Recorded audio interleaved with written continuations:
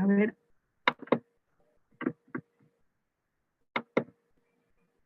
Bien. Quien les habla es la licenciada Elisée del Pilar Guivín Munaico. Soy especialista en cuidados nefrológicos y también en cuidados intensivos. El día de hoy vamos a hablar acerca de los cuidados enfermeros en hemodiálisis. Bien, empezaremos diciendo qué es el riñón, ¿no? Es un órgano, ¿no?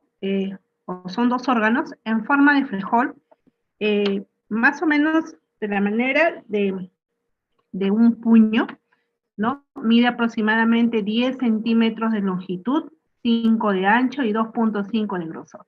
Cabe señalar que en los varones pesa un aproximado de 140 gramos, es decir, un poquito más grande, y en la mujer es de 125 gramos.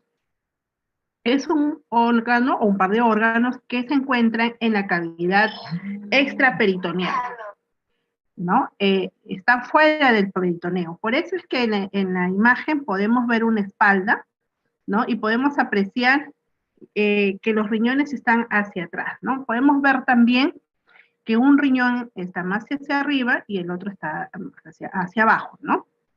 Esa es la ubicación anatómica. Siguiente. Bien, el riñón, como les decía, es un órgano que se encarga de filtrar, ¿no? Vamos a ver cómo se da esto. Este es el riñón, aquí tenemos una arteria y una vena. Por la arteria ingresa la sangre sin filtrar, ¿no? Que contiene productos de desechos, como por ejemplo urea, creatinina y otros solutos, ¿no? Ingresan al riñón, se filtra, se depura y luego sale esta sangre filtrada. Licenciada, disculpe, no está viéndose las diapositivas. No. ¿No se ve la diapositiva? No, a ver, perdón. No sé. Ya, a ver, voy a regresar.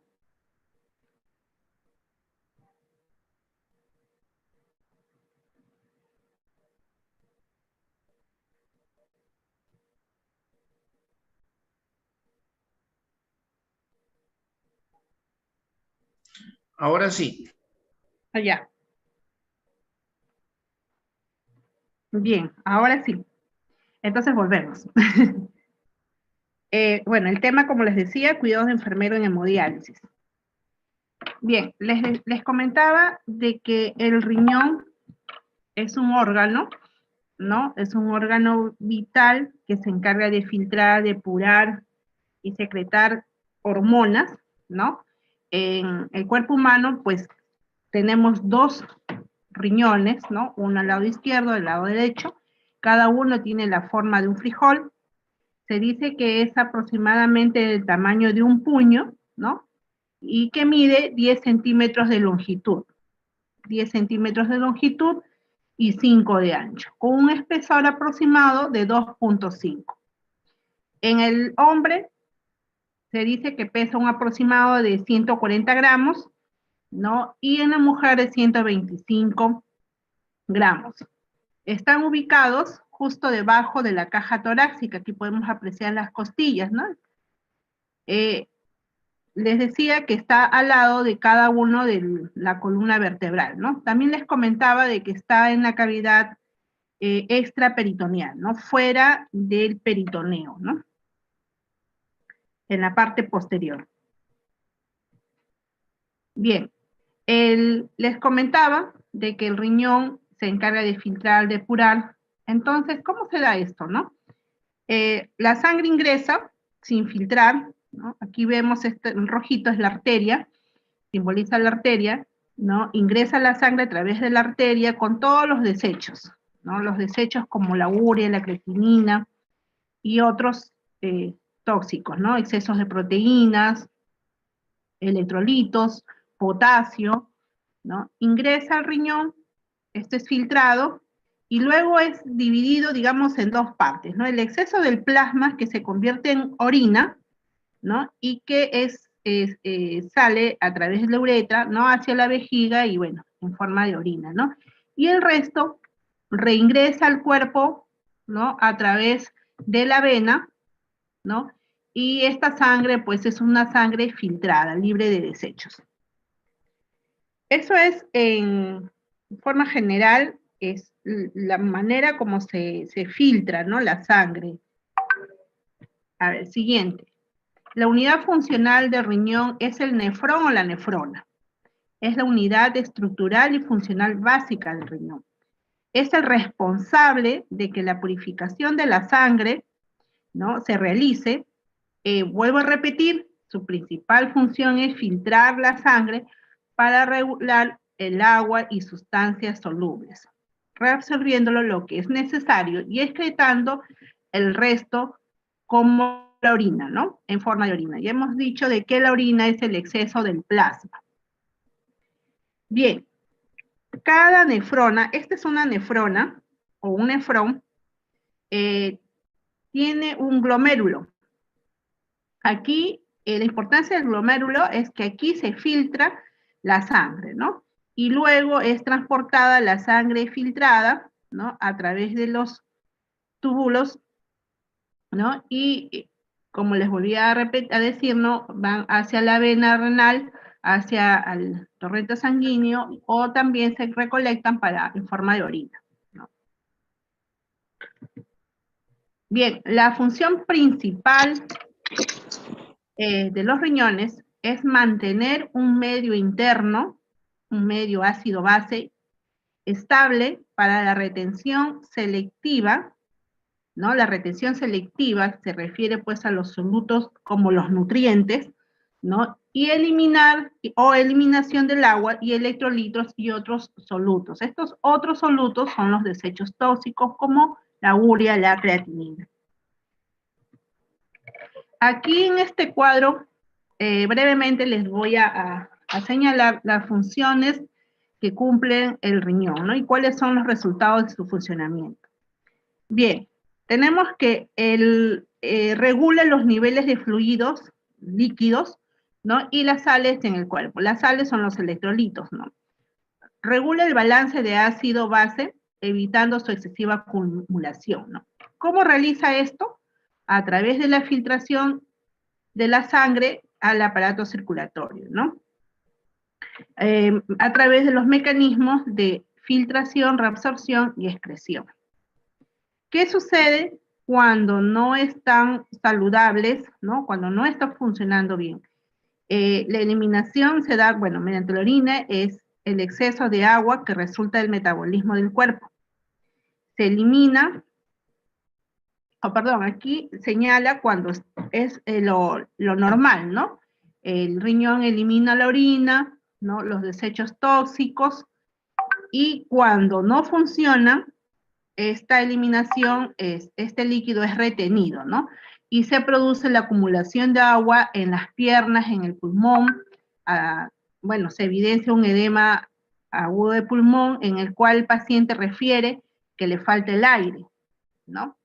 Además, también podemos ver que el paciente se empieza a edematizar, ¿no? No solamente las piernas y el pulmón, sino también su rostro, los brazos, el resto del cuerpo, ¿no? Pero principalmente se da en estas zonas.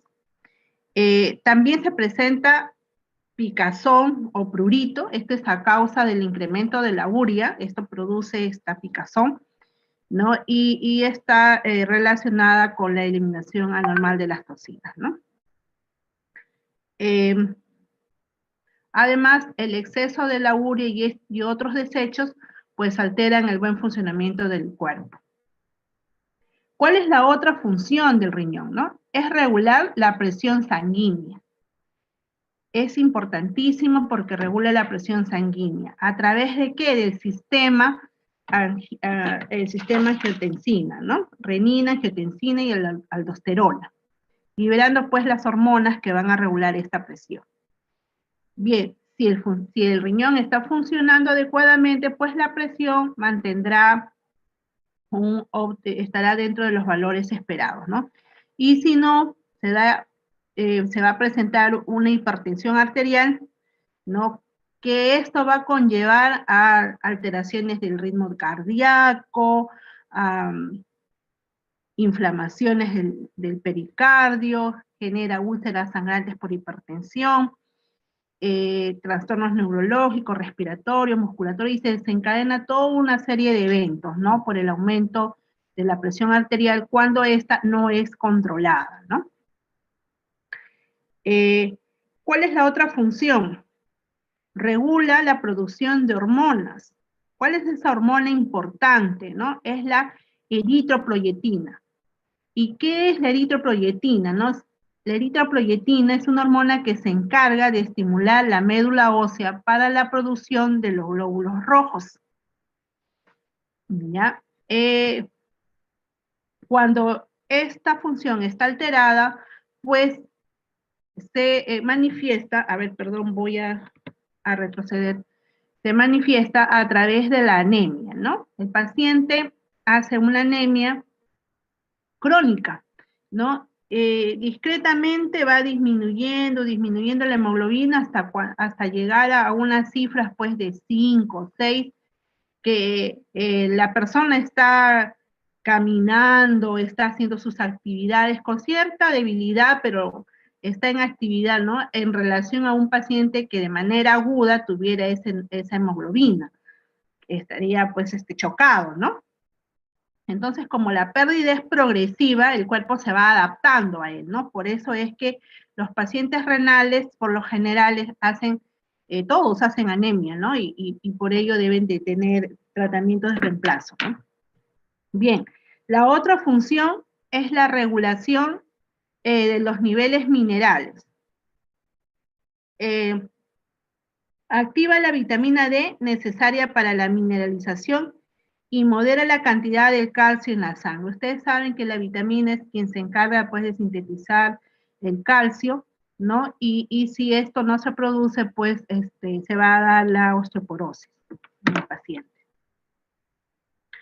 A ver, ahora veamos qué es la insuficiencia renal crónica, ¿no? La National Kidney Foundation es la organización internacional, ¿no? Quien da las directrices acerca de lo que son las enfermedades renales. Hay varias organizaciones, pero esta es la que tiene más trascendencia, ¿no? La misma clasifica la enfermedad renal crónica en 5 estadios, basándose en la reducción de la tasa de filtración glomerular. No, a ver, disculpen.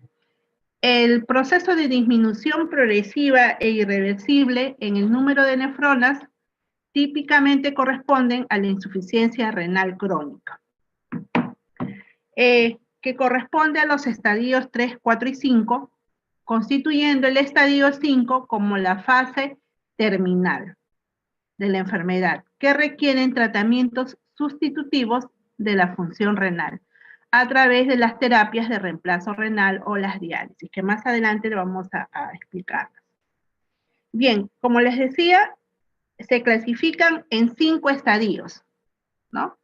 En 5 estadios. El primer y el segundo estadio son estadios leves, ¿no? En que inclusive la persona no lo percibe, ¿no? En cambio, en el estadio 3, 4 y 5 sí ya hay una lesión, hay una disminución de los glomérulos, ¿no? Llegando al estadio 5, que es la insuficiencia renal crónica, ¿no? En la que ya no hay un retroceso ni tampoco podemos prolongar. Por eso es que los pacientes que tienen predisposición a hacer enfermedades renales, como por ejemplo los pacientes diabéticos, los pacientes hipertensos y los cardíacos, deben hacerse sus controles periódicos y si de manera oportuna le detectan que están en un estadio 1 o 2, estos estadios lo pueden prolongar, ¿no?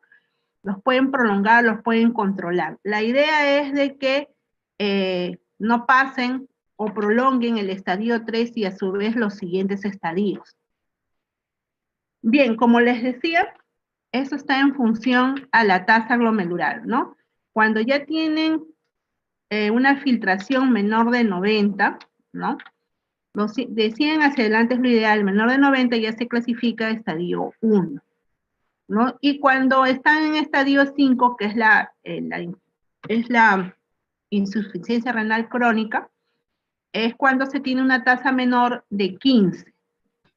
Entonces, ¿qué se dice? De que el paciente, cuando ya está en estadio 4, el paciente ya debe estar preparándosele para el tratamiento de la hemodiálisis, ¿no? O preparando para el tratamiento que él elija.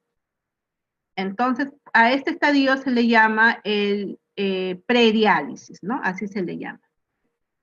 Bien, en el estadio 1 podemos decir que la pérdida de la función renal va por debajo de lo normal, ¿no? En el estadio 2 es leve moderado, en el 3 ya es moderado, en el 4 ya es una pérdida grave de la función renal, y en el 5, como vuelvo a repetir, son estadios de la enfermedad renal crónica que ya es irreversible, en el que se necesitan las terapias de reemplazo renal. Bien, mire, aquí en el gráfico también podemos observar que en el estadio 1 está sin síntomas.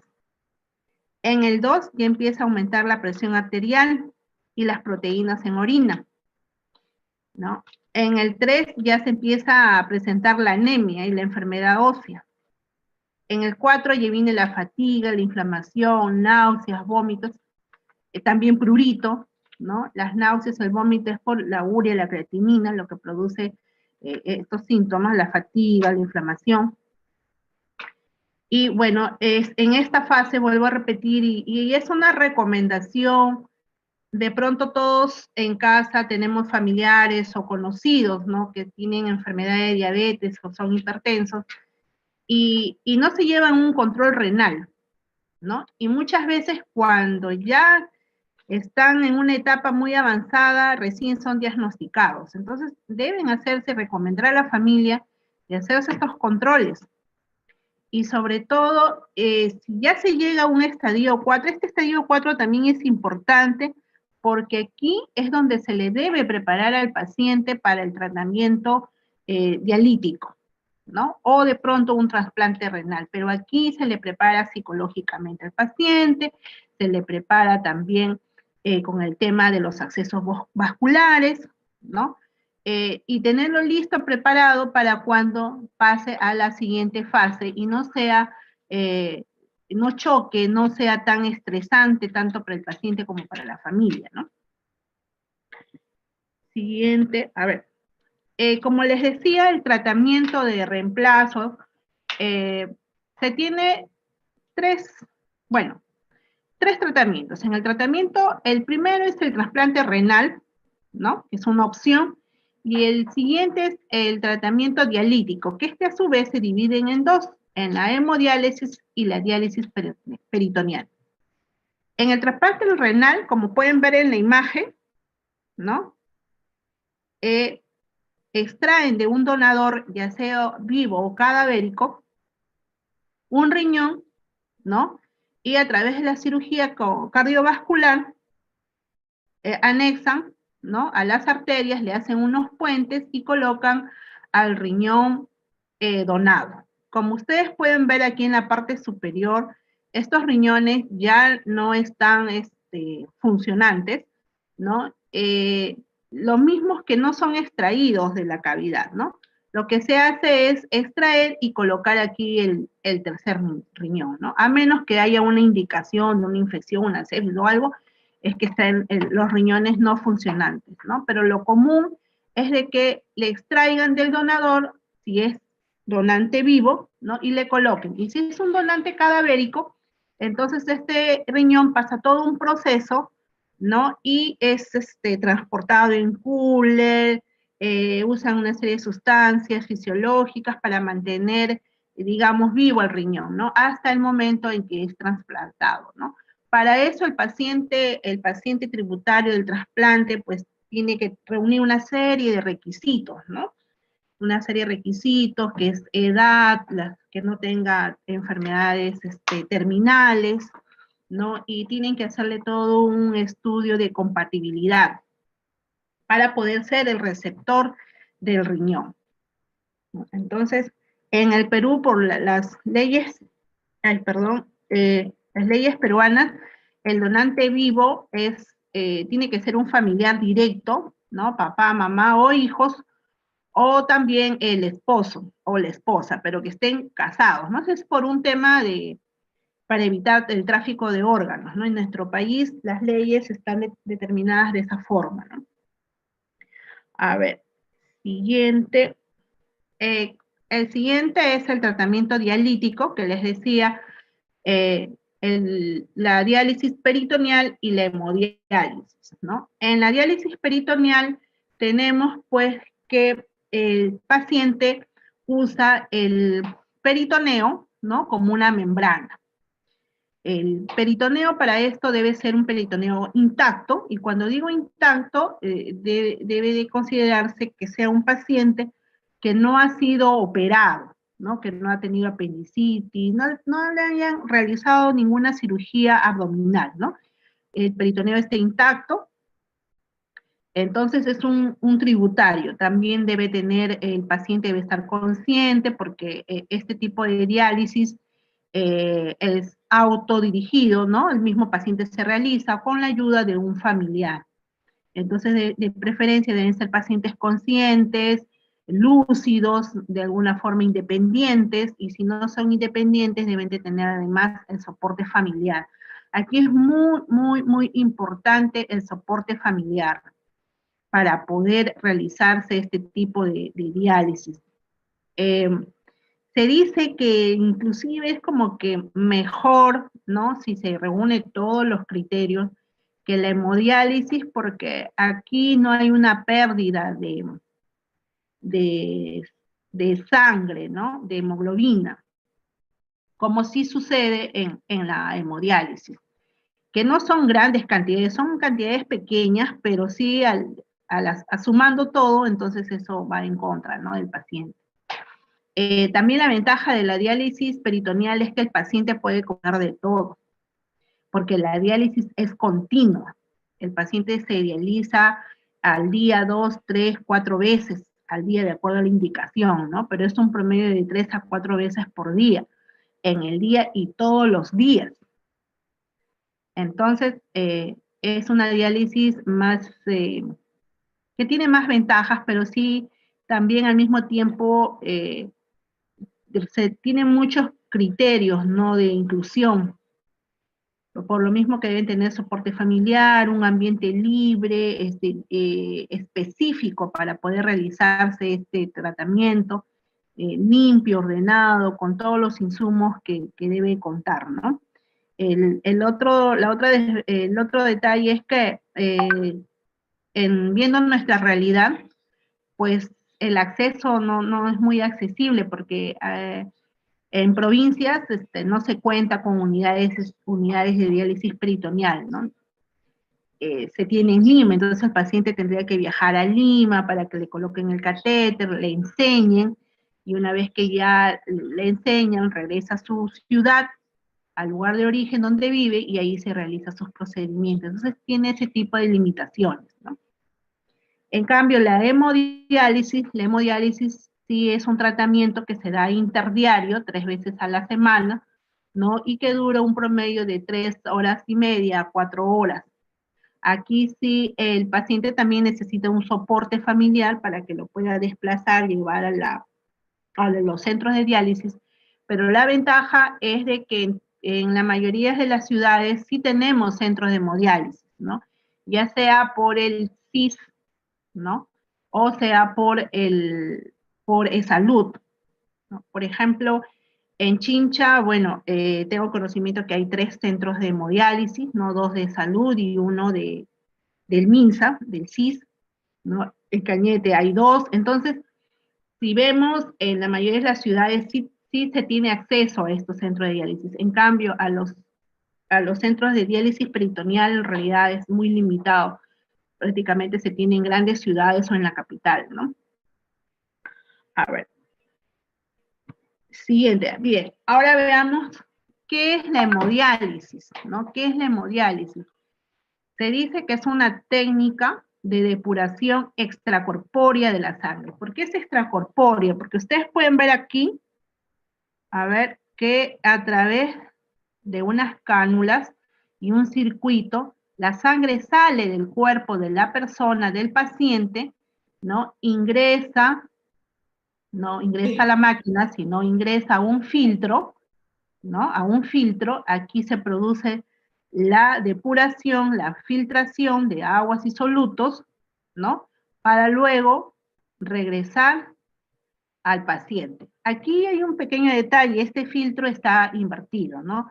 Lo correcto es que ingrese por el rojo y sale por el azul, y el rojo debe estar hacia arriba y el azul hacia abajo. Bueno, seguramente que la toma es cuando recién han iniciado la diálisis, porque cuando se inicia, se deja unos minutos, un breve tiempo en esta posición para que pueda salir el aire, y luego se debe dejar al paciente con el filtro arterial, esta parte roja es la arterial, hacia arriba.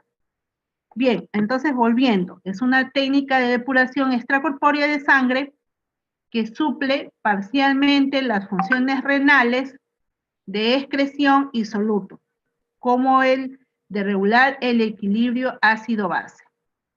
Queda claro que no suple las funciones endocrinas y metabólicas. Eso que quede bien claro. ¿Ya? Esta técnica no suple las funciones endocrinas y metabólicas. Por lo tanto, hay que buscar otros medios como el tratamiento farmacológico para ayudar en estas funciones. Aquí el riñón es el filtro, porque quien hace el trabajo principal es el filtro, ¿no? El que estoy señalando. Bien, vamos a continuar. Ahora, ¿quiénes tienen indicación de recibir tratamiento de hemodiálisis? ¿No? Para empezar, todos los pacientes que están en estadio 5, ¿no? Solo para comentarles brevemente, la insuficiencia renal puede ser aguda o puede ser crónica, ¿no? Entonces, si es crónica, será en el estadio 5, y si es aguda y necesita este tratamiento, también lo puede recibir, ¿no?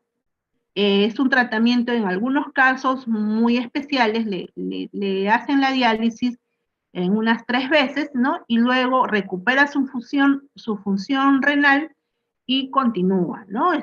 Continúa sin diálisis, ¿ya? Entonces, ¿cuáles son las indicaciones? Son aquellos síntomas urémicos como las náuseas, los vómitos, la pericaritis urémica, la hiperpotasemia, mire, mayor de 6 miliequivalentes, ya prácticamente en una situación que compromete la vida del paciente, ¿no? Y que no es por exceso de dieta ni por tratamientos de dieta, ¿no? Sino porque hay problemas de depuración, la acidosis metabólica, ¿no? Con un pH menor de 7.2, que no se controla con el tratamiento médico, la sobrecarga de volumen, edema pulmonar, no debido a insuficiencia cardíaca, y no responde a tratamientos simples, ¿no? Aquellos casos severos que no responden al tratamiento convencional. Igual la desnutrición, en el caso de la albuminemia, las encefalopatías urémicas, la tendencia hemorrágica con sangrado atribuible a uremia, las hipertensiones arteriales que no responden al tratamiento, que no son controladas, ¿no? Y que producen a su vez también hemorragias digestivas, por ejemplo, ¿no? El exceso y el incremento de urea, aquí sí algunos dicen que con una urea mayor de 150 y otros también consideran mayor de 100, ¿no? Ya es criterio médico. El acreamiento de la creatinina, ¿no? Menor a 5 ml o concentraciones de creatinina superiores a 7. Hay otros que dicen no 5, otros dicen 10, pero ya sabemos que la creatinina, ¿no? La creatinina es cuando ya está, a ver, aquí también hay otro detalle importante, de que se debe valorar las tendencias. Por eso es que este tipo de pacientes que son candidatos a hacer una insuficiencia renal deben llevar sus controles. Y sí, yo les aconsejo de que lleven las tendencias, un gráfico de cómo se va comportando la urea y la creatinina en sus pacientes. Entonces, evaluando esas tendencias de manera oportuna, pueden ir controlando y viendo, ¿no? Cómo es que va subiendo y estando dentro de los valores normales, porque eso también se se puede detectar de manera oportuna, cuando van aumentando, pero siguen estando dentro de los valores normales. Entonces, si solamente ven un examen de una manera vertical, transversal, y dicen, ah, no, así está bien, está dentro de los valores normales, no pasa nada, pero en el control anterior de pronto estuvo mucho menos y ha aumentado considerablemente, y eso no se está valorando. Por eso es importante que la urea y la creatinina en este tipo de pacientes sea valorado y sea registrada sobre todas las tendencias, ¿no? Bien, otra indicación es el bicarbonato menor de 10, sabemos que lo normal es 22, 26, bueno, de acuerdo también a los protocolos de cada institución. Cavidad peritoneal no útil, como les decía, ¿no? Que el paciente que ha tenido algún tipo de cirugía en cavidad abdominal ya es una cavidad no útil. Bueno, cirugías previas de abdomen con riesgo de perforación.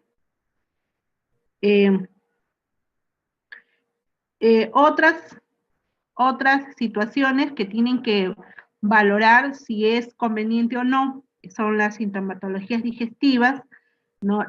Los problemas neurológicos, las encefalopatías, los problemas dermatológicos del prurito, porque muchos pacientes empiezan solo con prurito, ¿no? Y si le pica el cuerpo, lo primero que se piensa es ir al dermatólogo, ¿no? No se piensa ir a un nefrólogo, sino a un dermatólogo porque hay escozor, picazón del cuerpo. Y muchas veces ese es el único indicador y ese es el norte, porque, ojo, el paciente puede estar en insuficiencia renal, pero puede estar filtrando y no depurando. Claro que la filtración no es la normal, ¿no? Hay una disminución de la filtración, pero no está depurando. Entonces puede ser que haya un paciente que tenga picazón, pero que sí está orinando. Poca cantidad, pero sí orina, ¿no? Entonces también es un criterio de evaluarlo y el médico evaluará si es necesario o no de pronto hacerles más estudios, ¿no? Para poder determinar la causa. Las contraindicaciones. Bueno, las contraindicaciones principalmente es ya un caso severo, irreversible, un paciente que está en un estado sumamente crítico, ¿no? Además de esto, bueno, la inestabilidad circulatoria, un paciente, bueno, digo, inestable, crítico, enfermedad vascular intensa, Alzheimer, demencia por infartos múltiples, síndrome hepatorrenal, cirrosis avanzadas con encefalopatía y la malignidad avanzada, ¿no? En resumen, les comento de que la contraindicación sería principalmente un estado crítico irreversible del paciente, ¿no? Esa sería la principal contraindicación y claro, vuelvo a mencionar, eso lo determina el profesional médico. Ahora, ingresando ya más a nuestro tema, ¿qué es la diálisis? ¿No? La diálisis es un procedimiento que se basa en 3 principios químicos, físico-químicos, como le querramos llamar, ¿no? El primero, la difusión, la ósmosis y la ultrafiltración, ¿no? Aquí en estos gráficos podemos observar, ¿no? Cómo los solutos pasan a través de una membrana a otra, ¿no? Que es la diálisis. Bien, en las siguientes imágenes les voy a explicar mejor estos principios. Me voy a pasar a la siguiente. Esta es la ósmosis, ¿no? Se dice que es el fenómeno físico de intercambio de materia a través de una membrana semipermeable, ¿ya? Podemos ver que por gradientes de presión pasan solutos y pasan líquidos a otro espacio, de un espacio, ¿no? A otro espacio. Esta es la ósmosis. La difusión es principalmente el mecanismo de transporte de solutos por gradiente de concentración entre compartimientos, ¿no? El transporte pasa de un lado a otro. ¿De quién? De los solutos. Los solutos son todos estos puntitos, estas cositas, son los solutos, y pasan de un compartimiento a otro compartimiento, ¿no? Entonces, Estos solutos que pasan de un comportamiento a otro comportamiento, a un compartimiento, perdón, son solutos cristaloides, ¿no? Porque los coloidales no pasan, ¿no? En nuestro caso, para nuestro tema, los solutos coloidales sería pues la sangre, ¿ya? Y los solutos cristaloides, pues, ¿quiénes serían? Los electrolitos, azúcares, ¿no? Los urea, creatinina. El siguiente principio es la convección, que sería la ultrafiltración, ¿ya? Aquí es el mecanismo de transporte del agua por gradientes de presiones entre un compartimiento y otro compartimiento, ¿no? Entonces, este líquido, esta agua, que sería el plasma, pasa al otro compartimiento, ¿no? Y mediante este mecanismo se realiza la ultrafiltración. Entonces, en el siguiente, vamos a ver, aquí lo podemos ver un poquito mejor, ¿no?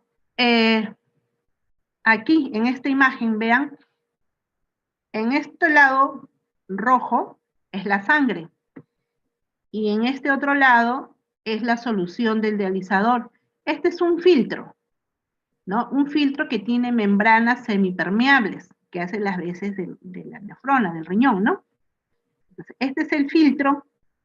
Aquí podemos ver cómo los solutos cristaloides salen de la sangre y pasan a la solución dializada para que esto, salgan del cuerpo y sean eliminadas, ¿no? Entonces, a ver, aquí tenemos, es el mismo ejemplo, solo que aquí podemos ver, aquí si ven una línea, esta línea es la membrana dializadora. ¿Dializadora de qué? Del filtro. Si pueden apreciar aquí en la parte de atrás hay un filtro. ¿Ya? Esta es la membrana dializadora. Este es el espacio de la sangre y este es el espacio de los líquidos dializantes, ¿no? Bien. Aquí también nos ayuda este gráfico a poder complementar. Este es el filtro, ¿ya? El filtro dializador. Esta es la línea arterial por la cual ingresa la sangre, ingresa al filtro, ¿ya? Estas son las fibras semipermeables, que son huecas, y por aquí sale la sangre. Bueno, no sé, yo no lo puedo apreciar bien en mi computadora, pero de pronto ustedes sí, y la sangre filtrada sale por la línea venosa, que es color azulita, y regresa al cuerpo de la persona, al paciente. Pero, paralelo a esto, vemos aquí soluciones, ¿no? La solución de diálisis, la limpia, que ingresa por aquí, ¿no? Que se usa como solvente para los solutos de desechos, y luego esto sale por este otro espacio, sale la solución dializada usada con todos los desechos y se van hacia el desagüe, ¿no? Entonces, como pueden ver, ingresa la sangre aquí, a través de las membranas, bueno, en el compartimiento, se son bien divididas, por los principios que ya hemos explicado, los solutos de desechos salen a la solución dializante, que ingresa por este lado, ¿no? Aquí salen, y todo lo sucio, todos los desechos son expulsados a través de esta área, ¿no? De la solución dializada usada, y son expulsados hacia el desagüe, ¿no? Y la sangre limpia y filtrada vuelve a ingresar al paciente. A ver, siguiente. ¿Qué equipos materiales vamos a utilizar para la hemodiálisis? ¿Ya? Bueno, necesitamos todo lo que es equipos de PP, y ahora con el COVID mucho más, más estricto, aunque yo les confieso, todo el tiempo en hemodiálisis han sido estrictos con lo que es bioseguridad, estrictos al 100%, ¿no? Todo lo que es el EPP, ¿no? Un cubrebocas, las mascarillas, tanto para el paciente como para la enfermera o el personal técnico. En el caso del paciente se le coloca una mascarilla, bueno, antes del COVID se le colocaba cuando tenía un catéter venoso, pero si eran fístulas no se le colocaba. Pero bien, ahora se le coloca a todos por el tema del COVID, ¿no? Los esparadrapos, pegadero o apósitos adhesivos, como le querramos llamar, gasas, jeringas, ¿no? Jeringas de varios tamaños, de 3, de 10, de 20, heparinas, ¿no? Acá tenemos el rey, la estrella de la hemodiálisis, que, bueno, desde mi punto de vista es el dializador, el que hace la función renal, ¿no? El filtro. Este es el sistema extracorpóreo, ¿no? Las líneas arteriales, líneas venosas, el conjunto es el extracorpóreo. Estas son las fístulas, ¿no? Esta es una fístula de venopunción única, pero en nuestro medio no lo usamos, ¿no? No lo usamos, usamos dos. Ustedes pueden ver que aquí hay una aguja y tiene dos terminaciones. Esto se usa en Estados Unidos, en otros sitios, pero acá nosotros en el Perú no estamos usando. ¿Qué más? Las soluciones dializantes, ¿no? El bicarbonato, el ácido, las soluciones, las famosas AB, ¿no? Estas soluciones son las soluciones dializantes, en el cual se usan como solvente para que los desechos sean eliminados, ¿no? Esta es la máquina, ¿no? Es la máquina de hemodiálisis. Bueno, los modelos son diversos, de acuerdo a la marca. Este es un modelo, por ejemplo, de la marca Fresenius, ¿no? Es bien práctica, es bien sencilla, más, bueno, desde mi punto de vista, claro está, ¿no? Para mí es la más amigable para poder manejarla. Pero existen otros modelos, ¿no? En otras marcas como Nipro, Brown, etc. Bien, esta es la máquina de hemodiálisis, ¿no? Aquí tenemos la pantalla, el monitor. Aquí podemos observar todas las tendencias, las presiones, no solo la presión arterial, sino la presión de la membrana, las presiones venosa, arterial. Ay, perdón.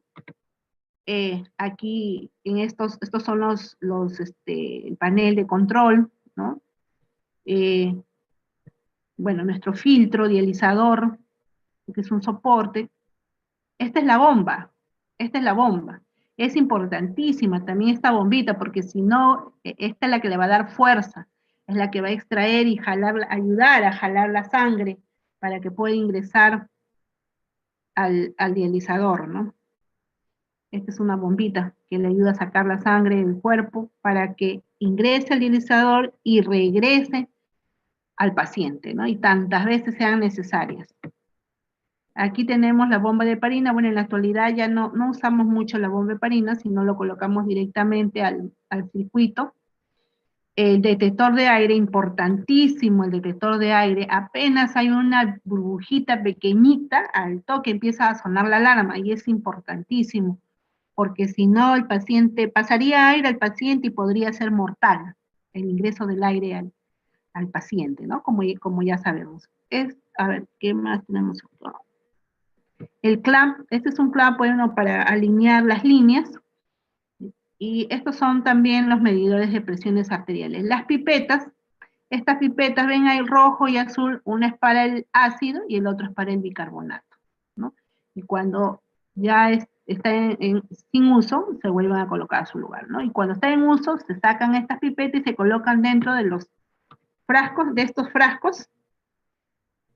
Ya se abren estas galoneras y ahí se colocan las pipetas, ¿no? De acuerdo al color que corresponda. A ver. Ahora, tenemos los insumos, el equipo, qué es lo que vamos a usar, pero ¿cómo es que vamos a poder hacer esa extracción de la sangre, hacer ese sistema extracorpóreo? Pues se hace a través de los accesos vasculares, ¿no? ¿Y cómo lo hacemos, no? A través de los accesos. Estos accesos son de dos tipos principales, ¿no? Unos que son temporales y el otro que es permanente.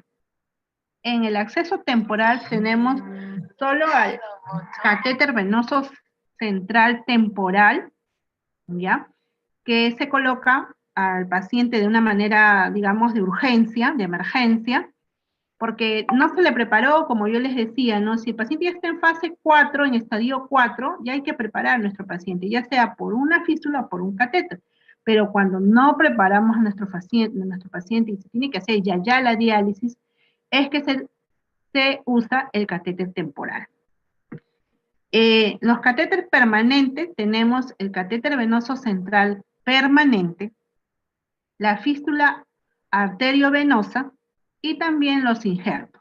En nuestro medio lo que ustedes van a encontrar son estos dos primeros, ¿no? Es muy, muy común encontrar estos dos primeros, porque en realidad los injertos no se están colocando en la actualidad.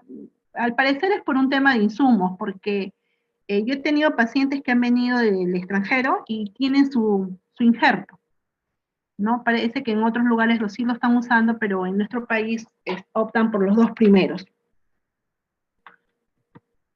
En los tipos de accesos vasculares, tenemos los percutáneos, que estos a su vez son los temporales y los permanentes. Ya. Los percutáneos, ¿a qué le llaman los percutáneos? Son a los catéteres, que son permanente o temporal, a eso se refiere, ¿no? Que son de material de poliuretano, con una, longitud de 10 a 20 centímetros, tienen dos luces, ¿no? Tapones de diferentes color rojo para arterial, azul para la línea venosa, ¿no? Los ramales indican el volumen encerrado para heparinizar. Sí, muchos de los ramales se refiere aquí a estos ramales, ¿ya? Dicen en letritas pequeñitas cuánto es lo que sugiere el fabricante de cuánta heparina se debe colocar al finalizar la diálisis, ¿no? En otros casos no viene, pero de acuerdo al protocolo con el que se esté trabajando, se aplica, ¿no? El otro,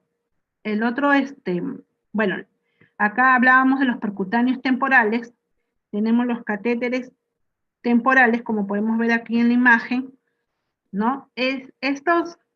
La desventaja que tienen es que se acodan, se infectan con mayor facilidad, ¿no? Y deben ser cambiados lo más pronto posible, ¿no? Ya sea por un permanente, un catéter permanente o por una fístula. Y la verdad,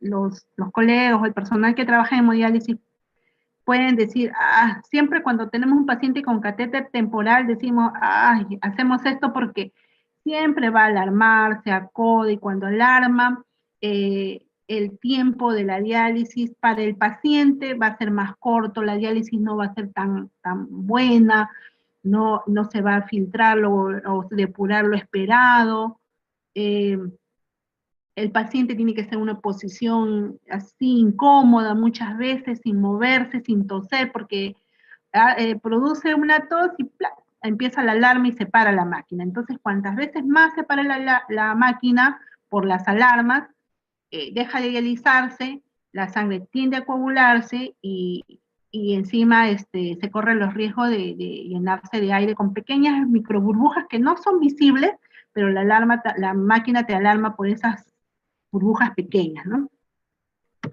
Bien, ¿cuándo se indican estos catéteres? En insuficiencia renal aguda, como les decía, solo porque se van a dializar 2 o 3 veces, en aquellos pacientes que no tienen acceso vascular, en la diálisis peritoneal con falla de la técnica dialítica o sobrecarga hídrica, cuando no está funcionando esta técnica en el paciente, ¿no? Y en portadores de trasplante renal no funcional.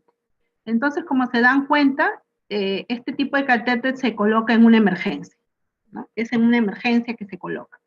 Y no hay otro acceso, entonces se ven obligados a colocarse este catéter, hasta definir con qué acceso se va a quedar, con qué acceso permanente se va a quedar. Bien, el catéter permanente, como les decía, se coloca en pacientes sin probabilidades de hacerse una fístula arteriovenosa. Esto es importante, porque lo ideal es una fístula, pero si el paciente no tiene esa posibilidad, no tiene acceso, entonces ya se corre a esta segunda opción. O a veces sucede que la fístula, el paciente no cuidó su fístula y perdió la fístula, entonces ya no tiene más acceso y le colocan este catéter, ¿no? Otra en contraindicaciones de diálisis peritoneal, bueno, como sabemos, si no se puede la peritoneal, se corre a esta otra opción. Cortas expectativas de vida, ¿no? Probabilidad de contagio por pinchazos accidentales. Bueno, son criterios, pero el criterio principal para que le coloquen un catéter permanente a un paciente es cuando ya no tienen la posibilidad de hacerse una fístula arteriovenosa. ¿Ya? Esa es la indicación principal. El material es de silicona, ¿no? Por eso que dura más tiempo. Este catéter dura 3, 4, 5 años, también de acuerdo al cuidado que tenga el paciente. Es de doble luz, igual como pueden ver, doble luz, ¿no? Tiene un CAF, aquí en la parte, aquí tiene un CAF que hace que se fije y que no se desplace, a diferencia del temporal. El temporal no tiene CAF, ¿no? Inclusive cuando uno le examina al paciente es palpable el CAF. Y es más, debemos de palpar el CAF para ver que esté íntegro y no haya problemas de que pueda desplazarse el catéter y tener muchos problemas, como una hemorragia, por ejemplo, ¿no? Bien, ¿en dónde se colocan? En la subclavia o en la yugular, ¿no? Y es de larga duración. El catéter venoso central, ya sea permanente o temporal, son de alto flujo, ¿no? Son de alto flujo porque son de calibres gruesos, ¿no? Para que pueda pasar más flujo de sangre, valga la redundancia, ¿no? Como pueden ver, tienen dos lúmenes, ¿no? Este es un lumen y este es el otro lumen, de dos colores, con sus respectivos clamp, y estos tienen sus tapitas también, ¿no? Entonces, aquí va la línea arterial y aquí va la línea venosa. Son sintéticos biocompatibles, ¿no? La luz venosa, el cual va a extraer la sangre del paciente, es por donde sale la sangre, y la luz arterial, ¿no? Es por la que la sangre depurada es devuelta al torrente sanguíneo. ¿Ya? Los accesos vasculares pueden ser femorales, subclavio, yugular. Lo más recomendable es la subclavia, claro, en lo posible, porque las femorales también, por su ubicación, es incómodo para el paciente, porque hay que descubrirle, hay que quitarle la prenda, ¿no? Pantalón, levantarle la falda, qué sé yo, para poder colocarle. Y además también tiende a codarse, ¿no? Bueno, el médico, el nefrólogo coloca este acceso pues cuando ya no tiene estas dos opciones, ¿no? La subclavia y la yugular, ya bueno, ya corre a la femoral. Bien. En los accesos permanentes también tenemos a la famosa fístula arteriovenosa, ¿no?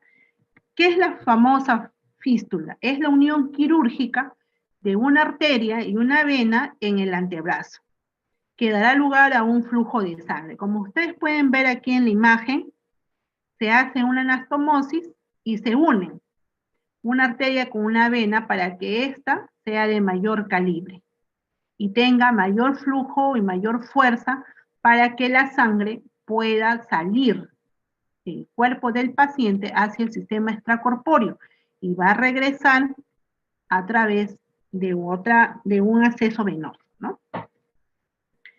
A ver, voy a retroceder. Esta fístula, aquí pueden ver también la imagen, es la unión, ¿no? Para formar una más grande.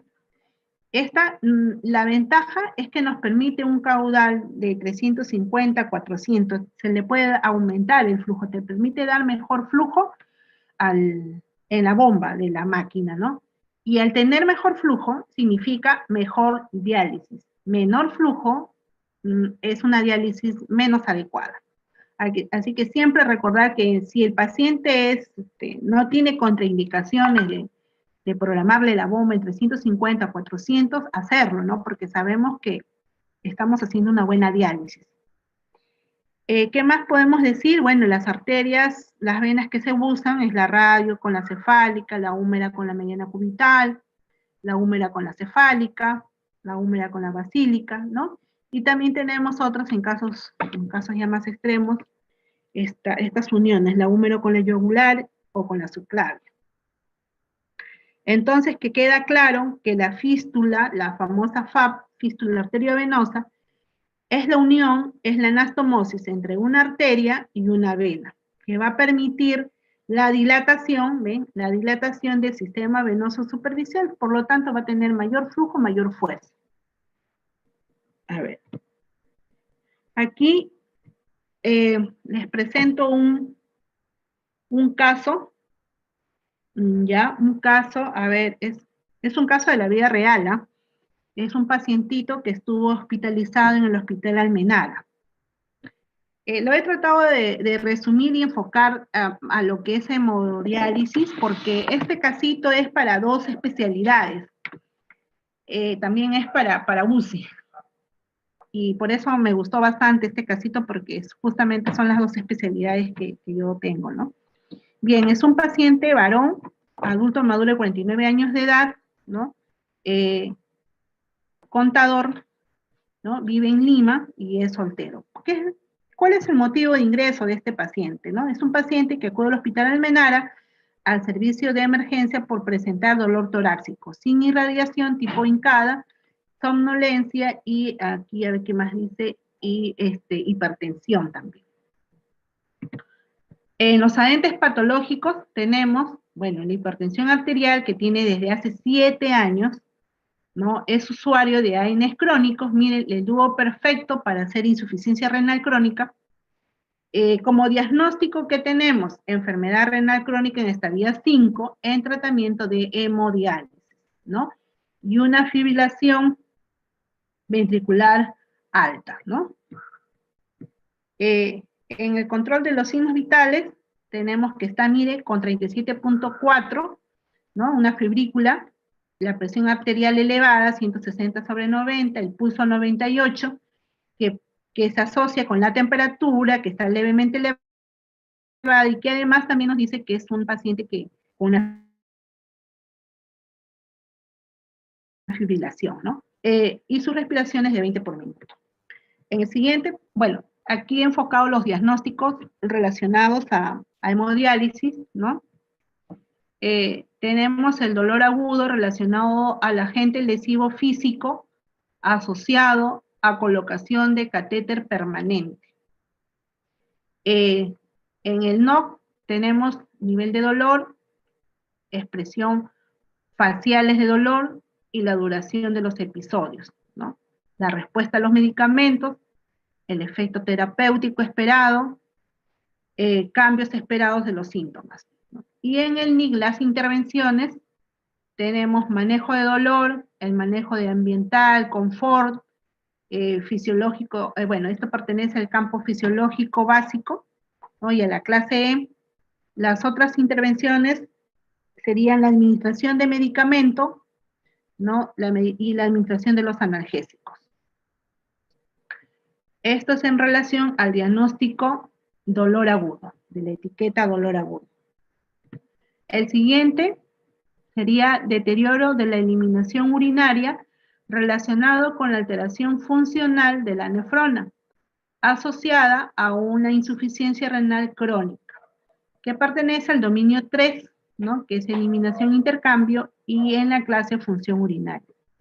En los resultados esperados, ¿qué tenemos? Eliminación urinaria, patrón de eliminación, cantidad de orina, función renal, aumento del nitrógeno ureico en sangre, aumento de la creatinina sérica, potasio, fatiga, edema. Aclaración de toxinas, tasa de reducción de urea, creatinina sérica, aclaramiento.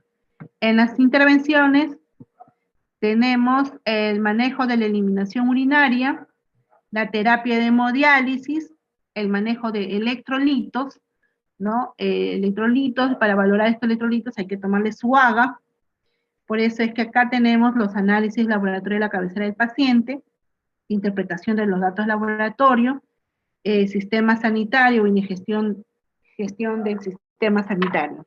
Además también el monitoreo, ¿no? Un monitor cardíaco también para poder ver, interpretar a través de los trazos eléctricos cómo es que se alteran también los electrolitos, ¿no? El otro diagnóstico, riesgo de infección relacionado a procedimiento invasivo asociado a colocación del catéter permanente. Y porque estaba con un catéter venoso temporal, ¿no? Le iban a hacer este procedimiento. En resultados esperados tenemos, la integridad del acceso para hemodiálisis, la coloración cutánea local, hay que buscar los signos de flogosis, ¿no? Signos de infección del orificio de venopunción, orificio del catéter, temperatura de la piel y el sitio de acceso, la supuración local, sus intervenciones, cuidados del sitio de incisión, fisiología, pertenece al campo de fisiológico complejo, ¿no? A ver, otras intervenciones, el mantenimiento del acceso para diálisis, control de infecciones, protección contra las infecciones, y otro diagnóstico que no lo he colocado, pero sí hay que considerarlo, es el riesgo de sangrado. El riesgo de sangrado es el riesgo de sangrado asociado a un catéter venoso central, ya sea temporal o sea permanente. El desplazamiento del catéter puede producir una hemorragia en el paciente. O también puede haber acodamientos. Han visto que el catéter tiene un clamp. Este clancito, a ver, voy a retroceder. Estos clancitos hacen de que quiebre los lúmenes, ¿no? Y muchas veces de tantas curaciones que le pasamos una solución, alcohol, qué sé yo, esto lo malogra y se puede rajar, más la presión del catéter, más de repente se acodó, se dobló, malogra, y también podría haber una fuga de sangre por estos lúmenes. O también lo que ha sucedido es que las tapitas se pierden, las tapitas, esto se abre, no se ha sellado bien y no ha cerrado por aquí bien, entonces hay un sangrado así continuo por uno de los lúmenes. Y también se han visto casos. Muchas veces a la hora de cerrar el clamp, el lumen se desplaza hacia un costado. Entonces, ustedes o uno mira y cree que sí, ya lo clampaste, pero no nos hemos dado cuenta de que el lumen se ha desplazado para la izquierda o la derecha y no se ha clampado, ¿no? Y eso también pasa cuando se hacen las cosas apuradas, ¿no? Por eso el lumen debe estar centrado, debe estar aquí en el centro, para la hora del clampaje sea el adecuado, ¿no? Y siempre, si es catéter permanente, estar revisando el CAF, ¿no? La presencia del CAF. En el caso de los catéteres permanentes. En los casos de los catéteres temporales, si no tienen CAF, lo que tienen son sus puntos, ¿no? Y hay que cuidar y hay que colocar bien los apósitos para que no se desplace.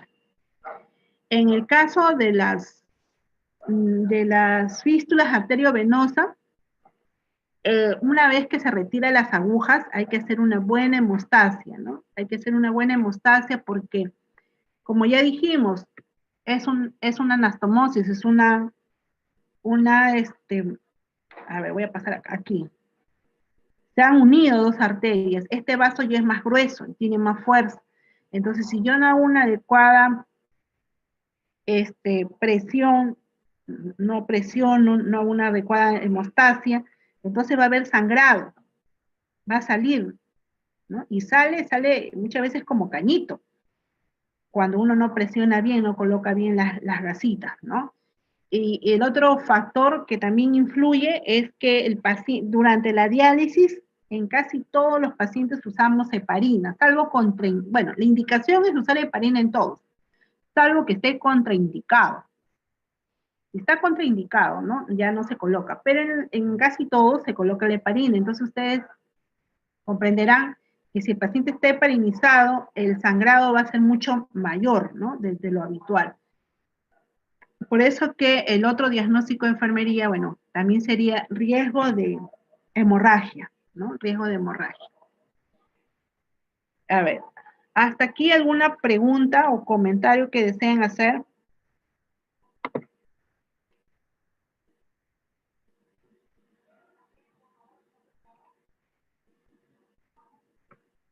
¿Alguna pregunta?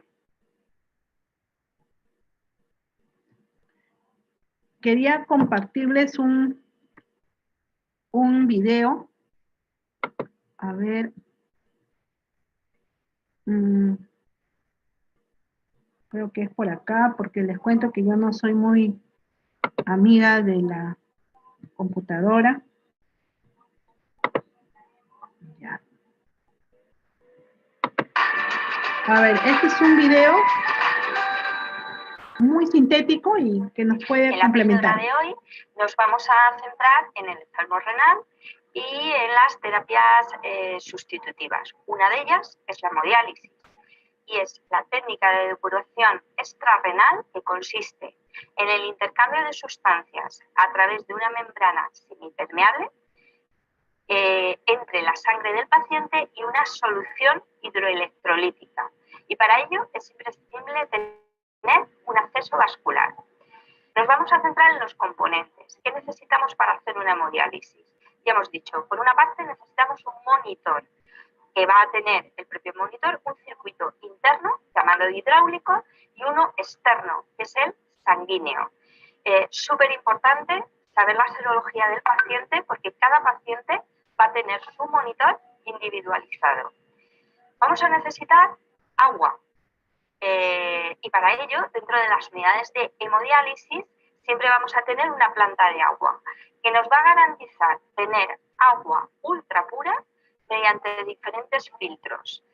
Se va a realizar análisis diarios para garantizar que no tenemos ningún microorganismo. A la vez, vamos a necesitar un líquido de diálisis, que es el que va a preparar el monitor internamente junto con ese agua y estos líquidos, este líquido y una parte básica que es el bicarbonato en polvo. El monitor prepara un líquido de diálisis y se prepara internamente. En la parte externa vamos a tener un dializador y en el dializador es donde se produce el intercambio de solutos. Generalmente el más usado a día de hoy es el de capilares. Y para todo ello necesitamos un acceso vascular. Un paciente que tenga o bien una fístula arteriovenosa o bien un catéter central. Y todo ello necesitamos, para poder ponerlo en marcha, un equipo multidisciplinar en el que enfermería es el pilar fundamental. ¿Cuáles son los principios físicos de la diálisis? Pues son tres. Por una parte tenemos la difusión o la ósmosis, que es el movimiento de solutos desde el área de mayor a menor concentración. Y para ello, por ejemplo, es muy fácil que pasen las moléculas de urea, creatinina. Por otro lado, tenemos la ultrafiltración y convección. Es el paso del líquido a través de la membrana por diferencia de gradiente de presión. Y por otro lado, tenemos el de absorción. Es la adherencia molecular en la cara interna de una membrana. ¿Cuáles son las indicaciones de hemodiálisis? Puede ser una hemodiálisis aguda, es decir, aquella que se va a hacer puntualmente o durante un periodo corto de tiempo. Generalmente se usa este tipo de hemodiálisis para los síndromes urémicos, las hiperpotasemias, el edema agudo de pulmón o una acidosis metabólica. Y luego pueden ser también hemodiálisis crónicas, es decir, aquella que ya está programada. Generalmente suelen durar alrededor de 4 horas, se hacen 3 veces en semana y pueden ser, dependiendo del hospital o del centro donde se haga, puede ser en turno de mañana, tarde y a veces incluso noche. ¿Qué tipos de hemodiálisis tenemos? Pues tenemos la que se hace dentro del hospital o dentro de un centro concertado, que generalmente está muy indicada pues para pacientes ancianos con problemas cardiovasculares. Son profesionales cualificados quienes la van a realizar y lo bueno para el paciente es que aportan relaciones sociales, generalmente se hace en una sala diáfana. Y luego, por otro lado, tenemos también la hemodiálisis en el propio domicilio. Es decir, el paciente se va a hacer él mismo su propia hemodiálisis. ¿Qué le aporta? Calidad de vida, autonomía. tiene libertad de horarios para hacérsela cuando dentro de una norma él se adapte su horario, le crea flexibilidad. Lo más importante es educar y formar al paciente. Para ello hay que tener un buen acceso vascular, hay que tener siempre la presencia de un cuidador y lo que nos va a aportar a toda la sociedad es un menor coste. Muchas gracias.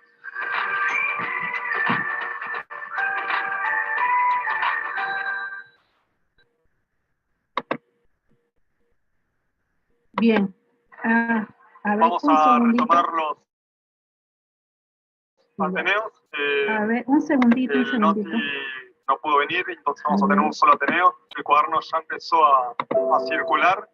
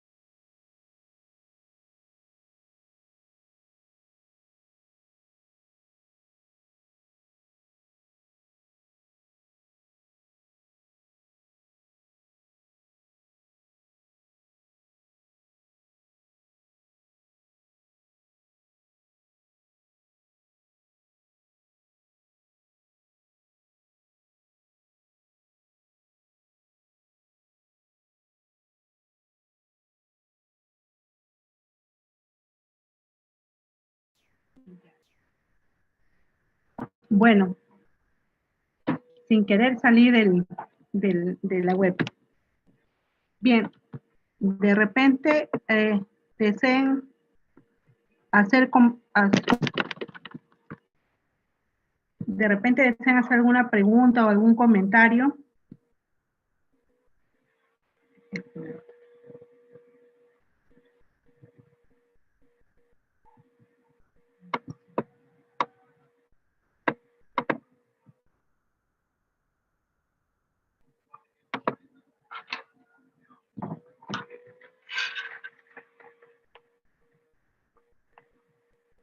Bien, aquí en esta imagen podemos ver, esta es la sala de hemodiálisis del Hospital Almenara. Como pueden ver, aquí están en un momento en la preparación, en el intermedio, ¿no? Ya salió un grupo de pacientes que nosotros le llamamos un turno, ¿no? Se adecúa a la sala de hemodiálisis para esperar al siguiente turno, ¿no? Y esta fotografía se ha realizado en este momento, ¿no? En el momento previo a la iniciación de la hemodiálisis. Como ven, ya el ambiente está limpio, está adecuado, las sábanas están todas tendidas, ¿no? Los monitores, las máquinas están prendidas, ya el cloruro de sodio ya han permeabilizado todas las líneas, ¿no? Están solo a la espera del ingreso de los pacientes. Como pueden apreciar, también hay un distanciamiento, ¿no? Entre una unidad de hemodiálisis y la siguiente unidad. Una unidad de hemodiálisis consiste en una camilla, ¿no? Como pueden ver, y una máquina de hemodiálisis. Esta es una unidad.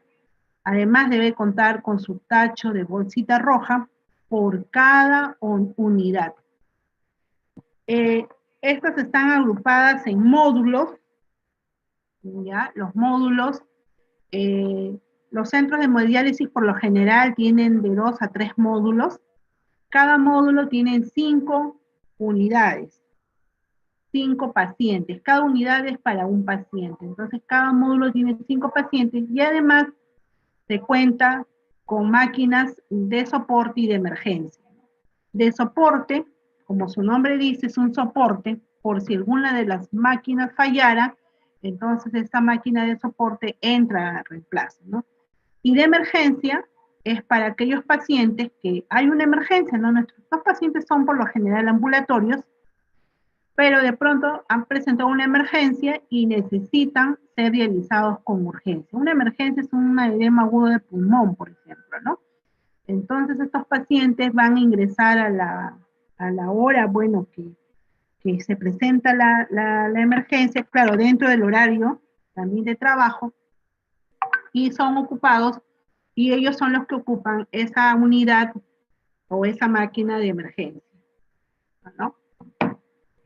En el caso de los hospitales, sí, la atención es las 24 horas del día, ya las 24 horas del día en los hospitales, sobre todo en salud, ¿no?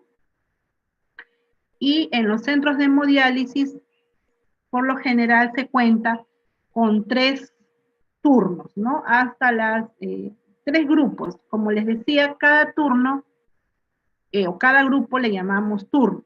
Entonces, en los centros de hemodiálisis, por lo general son 3 turnos, ¿no? Y a veces se cuenta con el 4.º turno, que estamos terminando a las 12 de la noche, 1 de la mañana. Estas situaciones se dan en casos especiales, cuando por alguna razón hay un exceso de pacientes, ¿no? Que no coberturan los turnos anteriores, y el mismo centro de hemodiálisis envía, en la nacional, el centro de diálisis envía y bueno, y se apertura el 4.º turno. Pero si no se da el caso, lo regular es que sean solo 3 turnos, ¿no? En cambio, en los hospitales sí la atención es continua, ¿no? Hay 5 turnos, si no me equivoco, son las 24 horas del día. Ahora, ¿qué pacientes se atienden en un centro de hemodiálisis y qué pacientes se atienden en un hospital? En hospital se atienden los pacientes que están hospitalizados, valga la redundancia, ¿no? Que están hospitalizados, los pacientes, las gestantes, ¿no? También las gestantes se dializan todos los días, son diálisis cortas, pero son todos los días, y ellas sí son monitorizadas y son hospitalizadas durante la gestación. Las gestantes con insuficiencia renal crónica, cabe señalar, ¿no? O recalcar. En cambio, los pacientes que son, ¿quiénes más se dializan en hospitales? Son aquellos pacientes con enfermedades infectocontagiosas, ¿no? Como por ejemplo la hepatitis, ¿no? El VIH, se dializan en hospitales. Solo algunos casos y con permiso del Centro Nacional es que ellos puedan autorizar que se dialicen, en el caso del VIH, pero de hepatitis B, sí, no, al menos yo no he visto. Lo que yo he visto es de VIH, pero en el CIS, porque en salud sí no lo permite. En salud es muy, muy riguroso con sus normas. Entonces, los pacientes que se van a dializar en centro de hemodiálisis son aquellos pacientes ambulatorios, ¿no? Los pacientes que no están hospitalizados, no tienen enfermedades infectocontagiosas, excepto de la hepatitis C, ¿no? Ellos son los que de manera ambulatoria son atendidos en centro de hemodiálisis. ¿Qué más? El tiempo de duración de diálisis es un tiempo de 3 horas, 3 horas y media. Lo regular es 3 horas y media, pero sí hay casos que por indicación médica se les dializa 3 horas, como también 4 horas, ¿no? Cuando no llegan a su KTB, a su diálisis, a la depuración esperada, es que le aumentan la diálisis. O también cuando son pacientes obesos o de superficies corporales grandes, son altos, son obesos, son gruesos, etc. También se les dializa 4 horas, ¿no? Y cuando son niños, adolescentes de superficie corporal pequeña o que también tienen algún otro problema de salud, les dializan 3 horas, ¿no? Los pacientes cardíacos, por ejemplo, a ellos, de acuerdo a la indicación médica, se le puede dializar 3 horas, porque como ustedes saben, es un sistema extracorpóreo, ¿no? y la bomba es que saca y jala y vuelve a meter la sangre al cuerpo. Entonces, imagínense ese corazoncito, ¿no? Tiene que estar a ese ritmo, a ese ritmo, a ese ritmo. Y si son pacientes cardíacos pueden tenderse a agotarse, a presentarse arritmias, ¿no? Y bueno, en esos casos, de acuerdo a la evolución, al estado del paciente, el médico nefrólogo indica el tiempo de la sesión de diálisis, ¿no? Eso es así, ¿no? Entonces, todos los pacientes, antes de ingresar a la sala de diálisis, deben pasar por un control médico. Lo correcto es que el paciente que haya pasado por el control médico ingrese a diálisis. Si no tiene control médico, es mejor que no ingrese, porque podría haber alguna situación, ¿no?, especial que el personal de enfermería, la enfermera no lo esté considerando, ¿no? Además que la diálisis es una indicación médica. Entonces, legalmente es así, ¿no? Debe ser así también. El paciente, además de que pasa por la evaluación médica, la enfermera, el técnico de enfermería, que es un gran soporte, se le debe preguntar al paciente, ¿no? ¿Y qué tal? ¿Cómo estás? Como son pacientes crónicos que ya se les conoce, ya son conocidos, ¿no? Y hay cierta confianza, con respeto. Entonces se le puede preguntar, ¿y qué tal? ¿Cómo está, señor Juan? ¿No? ¿Cómo le fue?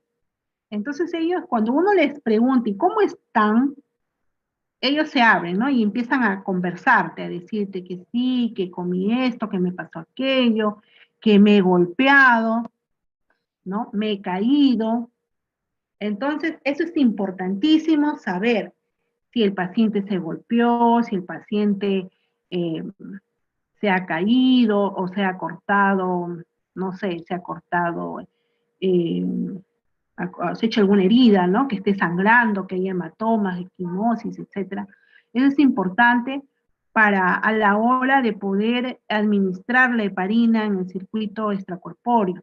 Por eso hay que preguntarle al paciente, ¿y qué tal? ¿Te has caído? ¿Te has golpeado? ¿No? En un breve tiempo, será pues 1 minuto, 2 minutos, no nos lleva más, de preguntarle al paciente, ¿no? Mientras uno está preparando, mientras el paciente se está sentando, se está acomodando en el sillón, uno le va preguntando. Y hay que hacerlo porque eso nos previene un montón de problemas intradialíticos, ¿no? O problemas posteriores.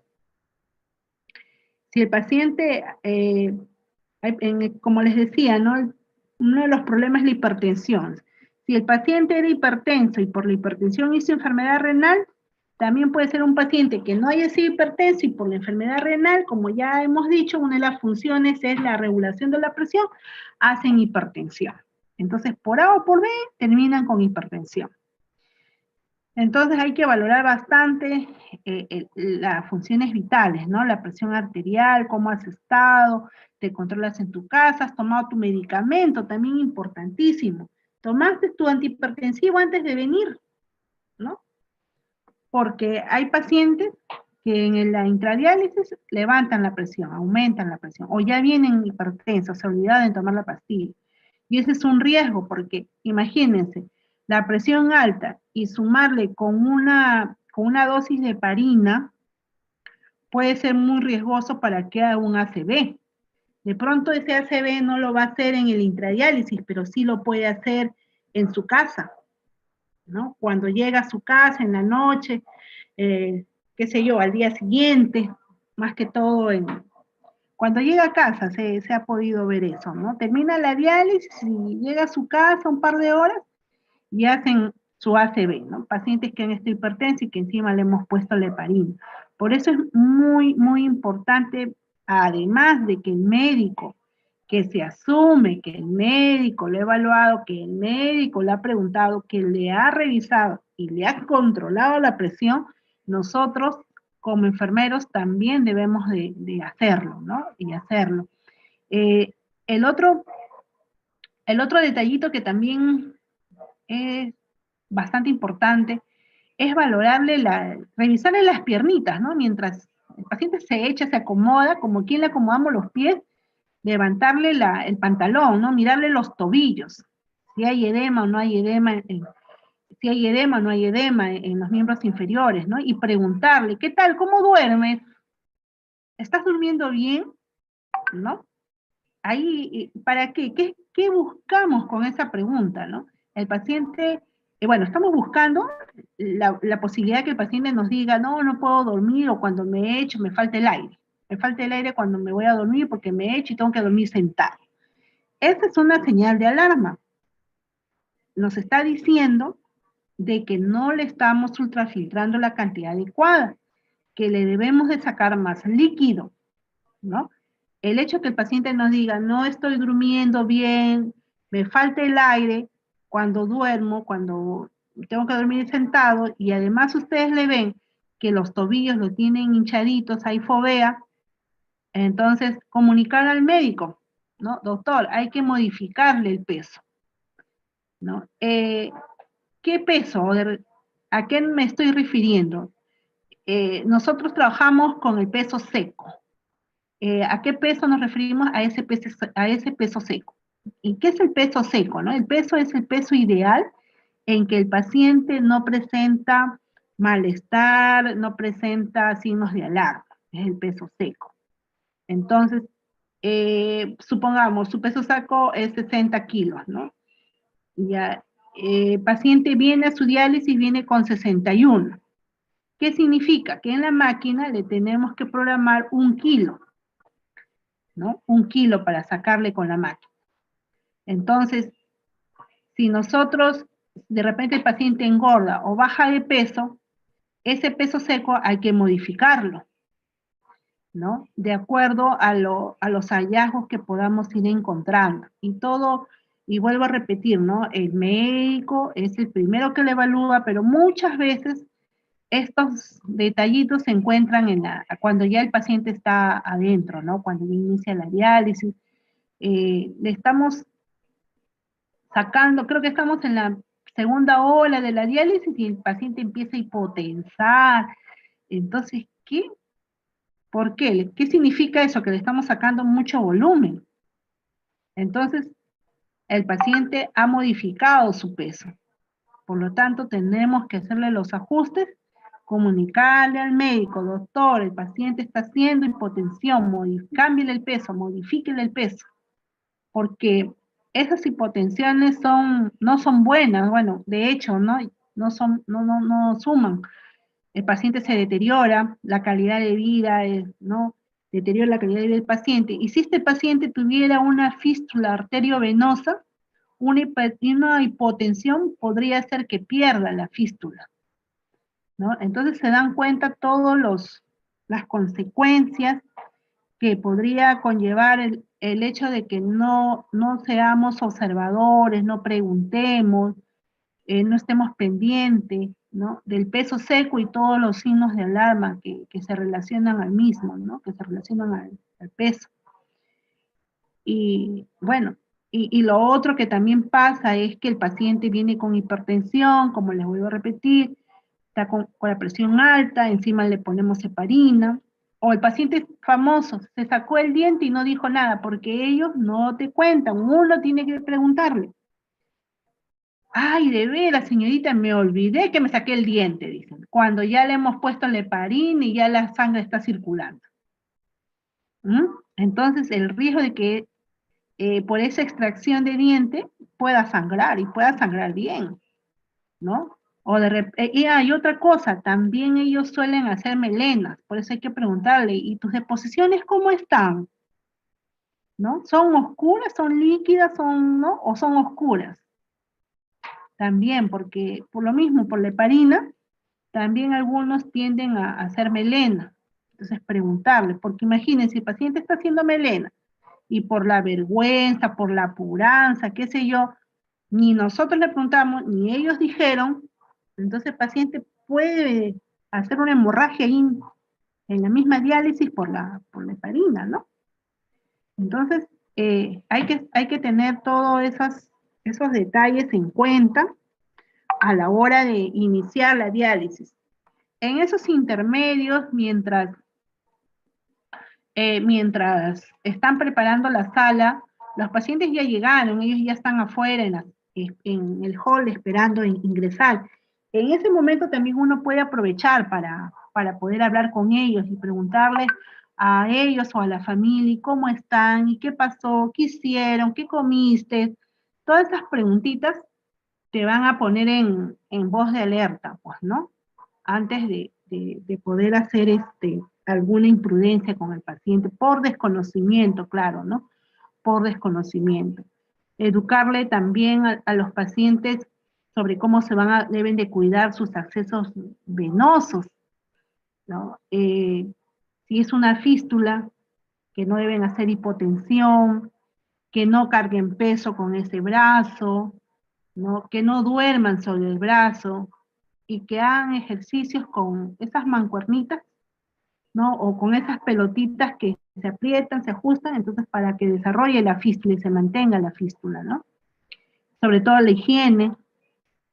Y el riesgo en la fístula arteriovenosa es que se pierda la fístula. Vuelvo a repetir, ya sea por hipotensión, sea porque el paciente durmió sobre el brazo o porque cargó peso con ese brazo en donde está la fístula. Y eso suele suceder a menudo, porque el paciente, como les dije hace rato, ¿no? Si nosotros prepararíamos a los pacientes cuando están en estadio 4, y ese paciente se está preparando, ya está asimilando lo que se va a venir, pero si de manera imprevista se le coloca el catéter, se le coloca la fístula, ellos no se adaptan, además de que pasan por un cuadro de depresión, ¿no? Y muchos de ellos se olvidan que tienen la fístula y dicen, ay, señorita, me olvidé y cargué a mi nieto, ¿no? Eso yo lo he escuchado de los mismos pacientes. Alcé o me fui al mercado y cargué mi compra con el brazo que tenía la fístula.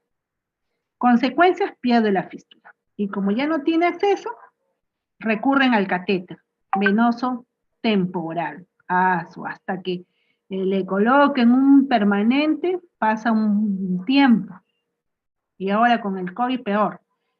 Y todo ese tiempo que están con el temporal, pues son diálisis muchas veces deficientes, ¿no? Hay unas que sí les van bien, dializan bien, pero yo creo que en un 50% son diálisis deficientes, porque se acodan, porque el paciente tose, porque el paciente se mueve, alarma y se para la máquina, y en fin. Entonces, siempre aprovechar el tiempo para educar al paciente, ¿no? Al paciente o a la familia. Y en relación a los catéteres venosos central, el peligro, el riesgo con los catéteres es, además del desplazamiento, es la infección, que tiende a infectarse, ¿no? Tiene que haber una adecuada higiene por parte del paciente, que conserve, que cuide los apósitos que se le colocan, porque hay pacientitos que son un poquito que descuidados, ¿no? Se van a jugar, se van a la chacra, se van al mercado, y vienen con todo el apósito transpirado o con polvo. Entonces todos esos factores pues van a contribuir a que se infecte el orificio del catéter, ¿no? Y lo otro, por parte de enfermería, pues es la curación del catéter, ¿no? Hay que hacer una adecuada curación siguiendo el protocolo que esté vigente. En el caso de salud, ¿para qué salud? Durante muchos años ellos sí han protocolizado el procedimiento, ¿no? Ellos han protocolizado, ellos ya tienen todo escrito, paso 1, paso 2, paso 3. En el caso de las curaciones también ya lo tienen protocolizado. Lo malo es que constantemente cambian, ¿no? Y de pronto dicen, se cura con guantes estériles, y después dicen, no, ya no, es con guantes limpios, pero usen pinzas, ¿no? Entonces así, bueno, son pequeñas cosas que salud cambia, ¿no? Pero en concreto, siempre es pues siguiendo sus normas, ¿no? Y siempre con el objetivo de brindar lo mejor para el paciente. Entonces, las curaciones deben ser muy meticulosas, no olvidarnos de ponernos la mascarilla a la hora de curar, de ponerle la mascarilla al paciente también a la hora de curarlo, ¿no? Esto es importante. Bueno, ahora bueno, con el COVID ya estamos puestas nuestras mascarillas, pero antes del COVID a veces el personal, ¿qué sería? Por el calor que se siente, porque se usa un mandilón impermeable que es así plastificado y quema un montón, más el gorro, más los lentes, más la mascarilla, los guantes, entonces todo eso, a veces el personal apenas terminaba, ya se quitaba, y cuando iba a curar, ¡ay, falta curar tal paciente! Y a veces, por la apuranza, ya no se ponía la mascarilla, ¿no? Entonces, eso también tener mucho cuidado, porque no se puede exponer el orificio de punción abiertamente, y más estar hablando o estar sin mascarilla, ¿no? Podemos contaminar con los gérmenes de la boca el catéter, ¿no? Por la distancia corta que hay, ¿no? A la hora de curar nos tenemos que acercar al paciente. Entonces hay que tener esos cuidados. Lo que es medidas de bioseguridad en hemodiálisis es bastante estricto, bastante estricto. El lavado de manos, ¿no? Los 5 momentos.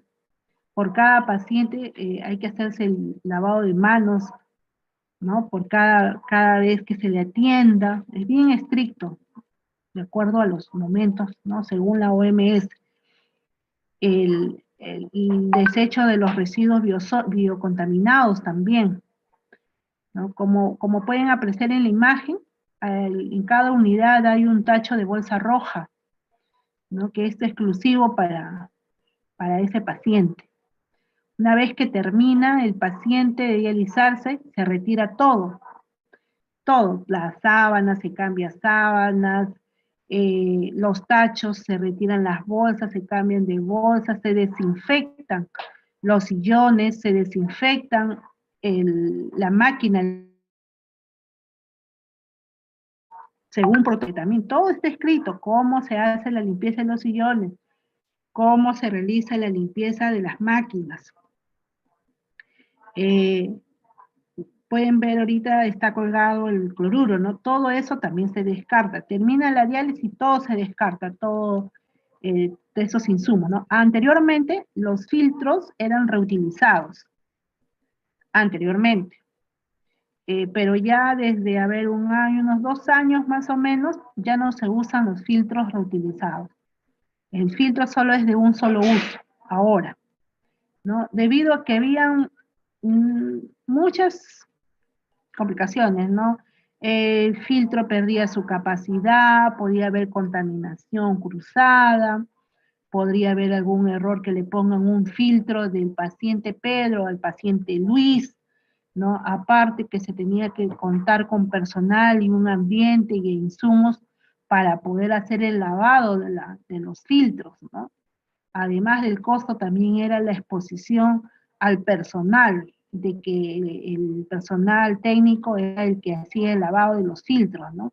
Y tenía que después procesarlo y echarle ácido paracético, lavarlos, remojarlos y una serie de cosas, y después almacenarlos en unos anaqueles que tenían que estar correctamente rotulados con el nombre de cada paciente. Entonces, era mucho riesgo, ¿no? Mucho riesgo para el personal y también para el paciente, de que por ahí puedan confundirse, ¿no? Y además el filtro, de tantas veces de ser reutilizado, ya no filtra bien, su capacidad, su volumen va disminuyendo.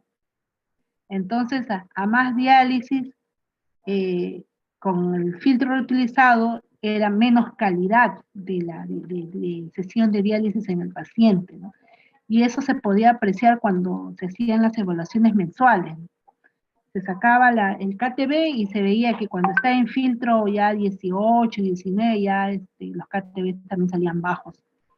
Pero enhorabuena que ahora ya se usan pues los descartables. Todo se descarta, se usa y se bota, ¿no? Excepto, bueno, claro, está la máquina, la silla, ¿no? Esas cosas grandes. Así es. Entonces, bueno, En relación a las complicaciones intradialíticas, bueno, como les comentaba, se pueden presentar hipertensiones, ¿no? Se puede presentar hipotensión, también el paciente se choca y sus signos vitales son bien variables, pero así a la velocidad de un rayo. De pronto uno le controla la presión ahorita y pasamos al siguiente paciente para controlarle y en ese lapso de tiempo el paciente se puede chocar, ¿no? Y siempre se ha visto así, ¿no? Ellos son muy lábiles, sobre todo la presión arterial. También pueden presentar náuseas, vómitos, ¿no? Ya sea como consecuencia de la hiper o de la hipotensión. Clásico también es ver que hacen hipoglicemia. La hipoglicemia también es común ver como una complicación intradialítica, ¿no? Como les comentaba, los solutos que se extraen son los cristaloides, entre ellos está la glucosa. Entonces, durante la diálisis también se pierde glucosa, por eso es que muchos pacientes, no todos, pero sí es apreciable que hacen hipoglicemia. ¿Qué más? También, si decimos que son solutos cristaloides y los cristaloides son los electrolitos, entonces también hay una pérdida de electrolitos, ¿no? Y el paciente, ¿qué va a presentar? Calambres, ¿no? Presenta sus calambres y inmediatamente hay que suspenderle la diálisis, pasarle líquido o pasarle electrolito, ¿no? Dependiendo de la situación, ¿no? Y la indicación médica, dependiendo del caso, es básicamente eso. Como les decía, ¿no? En los solutos cristaloides que son eliminados no solamente son los desechos tóxicos, sino también se van también las proteínas, se van moléculas pequeñas de menor peso molecular, menor masa, ¿no? Como la glucosa, ¿no? Y por ahí otros nutrientes. Pero lo que sí no se va a escapar es la sangre, porque es coloidal, ¿no? Los solutos coloidales no se filtran, entonces no se va a perder por el filtro. Lo que sí puede ocurrir es que se queden residuos a la hora de finalizar. Por eso que cuando se devuelve la sangre, hay que devolver toda la sangre, ¿no? Hasta que las líneas queden rosadas. Entonces, cuando yo les hablaba de la anemia, que el paciente no produce la eritroproyectina, y que eso hace que lleve la anemia, y cuando hacen hemodiálisis se le agrega la hemodiálisis, porque por cada sesión imagínense que quede un poquito de sangre en el filtro, ¿no? Que no hayamos devuelto todo.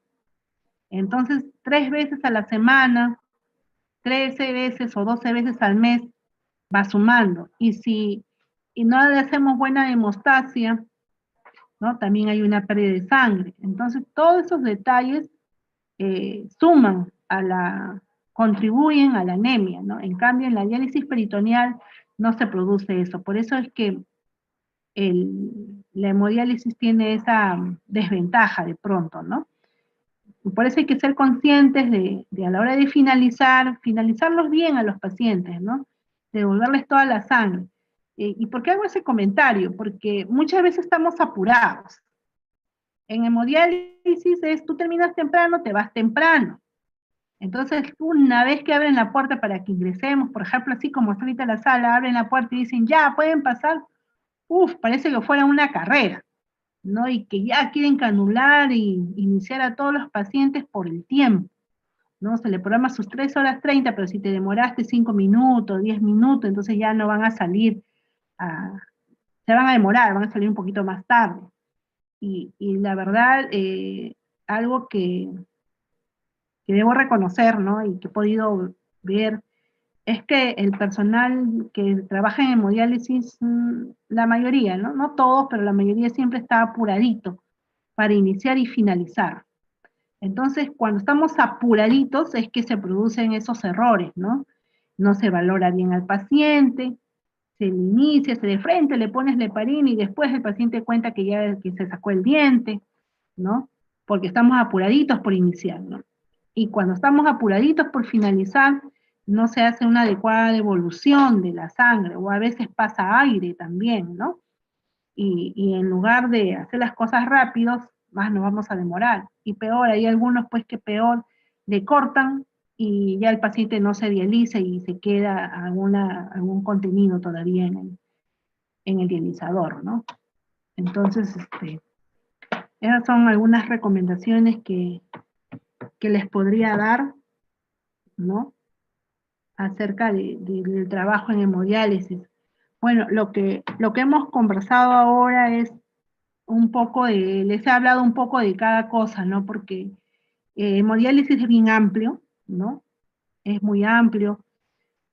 Habría que ver, profundizar los temas, ¿no? De lo que se ha conversado ahora, ¿no? Y bueno, de repente por allí algunos de ustedes quisieran hacer algún comentario o hacer alguna pregunta, ¿no? Estoy Ana a responderle.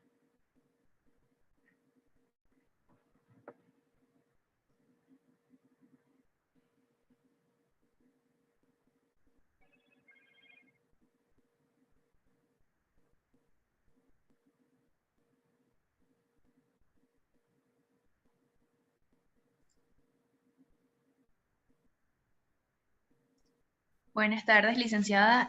Creo que no hay preguntas. Ya, Creo que todo está perfectamente claro. ya.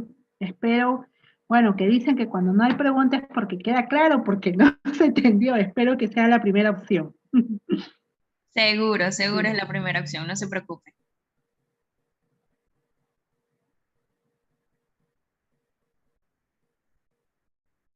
Así es.